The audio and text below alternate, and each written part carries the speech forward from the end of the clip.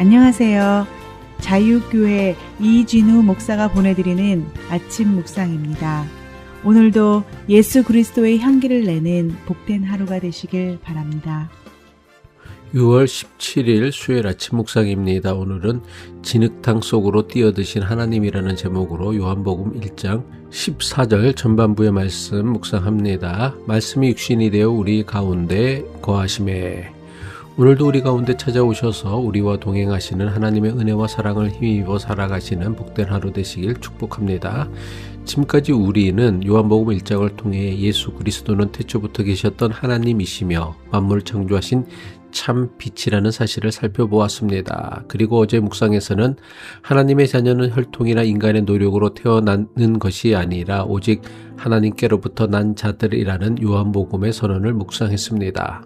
오늘 묵상하는 말씀은 지금까지 우리가 묵상했던 그 모든 이야기의 절정으로 우리를 인도합니다. 요한복음 1장 14절이죠. 말씀이 육신이 되어 우리 가운데 거하심에 우리가 그의 영광을 보니 아버지의 독생자의 영광이요 은혜와 진리가 충만하더라.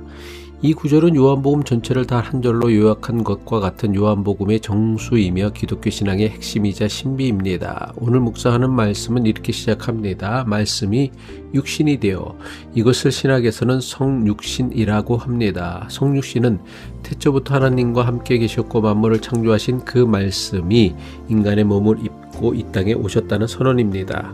그런데 여기서 주목할 것이 있습니다. 요한복음은 말씀이 사람이 되셨다거나 몸을 입으셨다고 하지 않습니다. 대신에 말씀이 육신이 되셨다고 선언합니다. 여기서 육신이라는 표현은 단순히 사람의 몸만 의미하는 것이 아닙니다. 연약하고 상처받기 쉬우며 죽을 수밖에 없는 사람의 가장 취약한 상태를 가리키는 단어가 육신입니다. 다시 말해 말씀이 육신이 되었다는 것은 우주 만물을 창조하신 거룩한 말씀이 무력하고 깨어지기 쉬운 연약한 사람의 모습으로 세상에 오신 것입니다. 육신으로 오신 하나님은 피곤할 때 쉬셔야 했고 배가 고플 때 음식을 드셔야 했으며 친구의 죽음 앞에서는 눈물을 흘리셨습니다. 심지어 사람들에게 오해받고 배신당하고 버림받는 아픔까지 몸으로 겪으셔야 했습니다.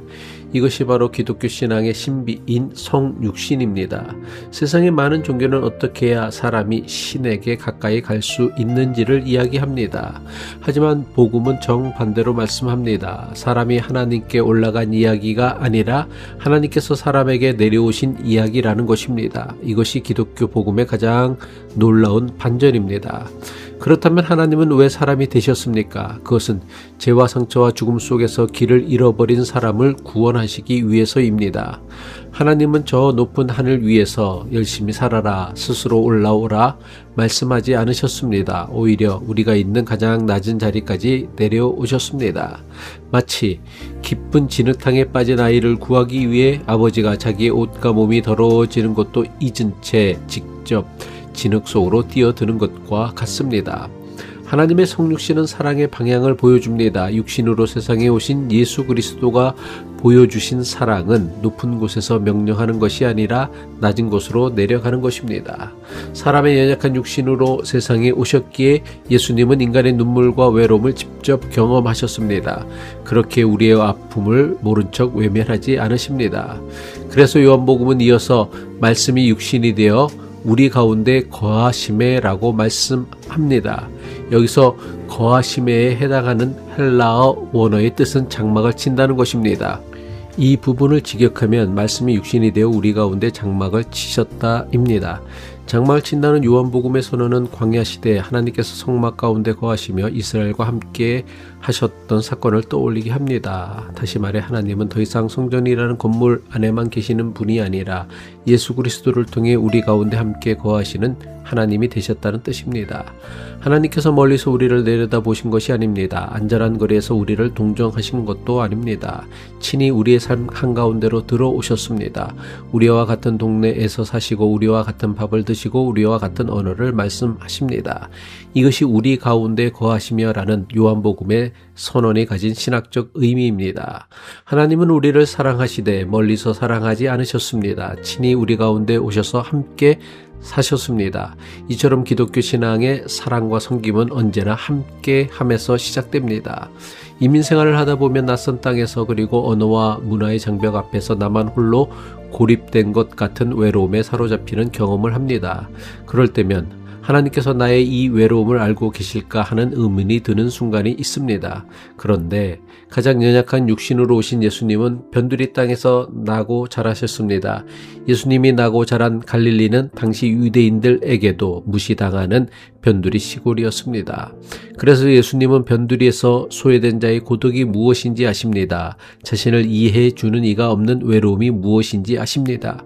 우리 가운데 장막을 치고 거하셨다는 것은 하나님께서 우리가 있는 바로 그 자리, 즉 낯선 이민의 땅, 고단한 일상의 자리에 함께 계신다는 선언입니다. 우리가 믿는 하나님은 예배당 문을 열 때만 만날 수 있는 분이 아닙니다. 일터에서, 이민 서류 앞에서, 자녀의 학교 앞에서도 바로 그 자리에 이미 장막을 치고 계신 분입니다. 오늘 하루 이 말씀이 우리의 시선을 바꾸어 주기를 바랍니다. 말씀이 육신이 되어 우리 곁에 오신 주님은 오늘도 우리와 함께 이 자리에 계십니다. 기도하겠습니다.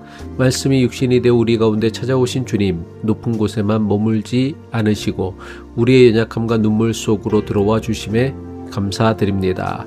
예수님의 낮아지심의 사랑을 본받아 우리도 이웃의 아픔 곁에 함께 머물 수 있는 사랑의 사람 되게 하옵소서. 세상의 영광이 아니라 낮아지는 사랑의 영광을 따라 살아가는 하나님 자녀 되게 하옵소서. 예수 그리스도의 이름으로 기도합니다.